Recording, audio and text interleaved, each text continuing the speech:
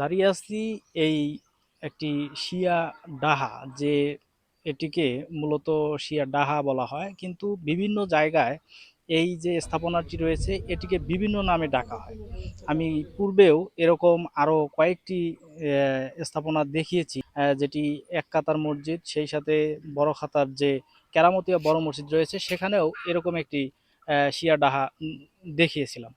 তবে এখানকার যে এই ডাহাটি, এটি এখানে যে বসুনিয়া পাড়ায় অবস্থিত, এই বসুনিয়া বাড়ির থেকে তাদের নিজস্ব অর্থায়নে এটিকে কিছুটা সংস্কার করা হয়েছে, যে কারণে এর যে মূল যে রূপ, সে রূপে এখন নেই। তবে এটি ওই অন্যান্য যে ডাহাগুলো রয়েছে সেগুলোর থেকে এটির অবস্থা অনেকটাই ভালো এখনো, যেহেতু এটি মেরামত করা হয়েছে। যদিও এর রূপটি চেঞ্জ হয়ে গিয়েছে, কিন্তু এটি দেখতে অনেকটাই ভালো লাগছে এখন আবার এদিক থেকে। এই ডাহা সম্পর্কে বসুনিয়া বাড়ির একজন সদস্য, তিনি একজন প্রবীণ ব্যক্তি, তিনি এই ডাহা সম্পর্কে আমাদের অনেক কিছুই বললেন যেগুলো আমাদের অজানা ছিল।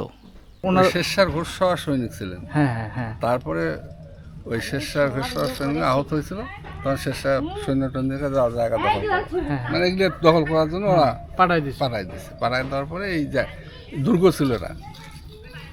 আমরা ব্যাডমিন্টন কোর্ট কাটার সময় দেখছি ছোটোবেলায় একটা ইটের গাঁথুনি আছে।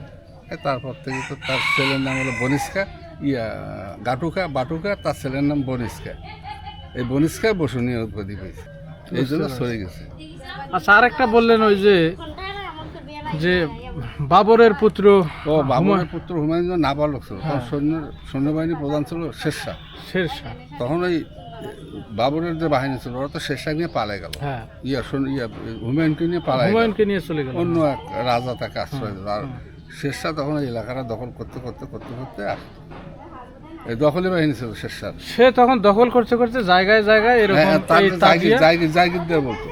এই জায়গির যেখানে ছিল সেখানে একটা করে তাজিয়া থাকতো, যে এলাকাটা দখল হয়ে যাইতো সেখানে তাজিয়া নির্মাণ করতো। যে শাসক ছিল তার বাড়ির সামনে একটা করে মানে শাসক বলতে তাকে দায়িত্ব দিত ওই এলাকার, যে দায়িত্ব প্রতি জায়গিরদের বাড়ির সামনে একটা করে শেরশাহ এলাকা হিসেবে, শেরশাহ শাসক হিসেবে এই মতো তাজিয়া পুরো।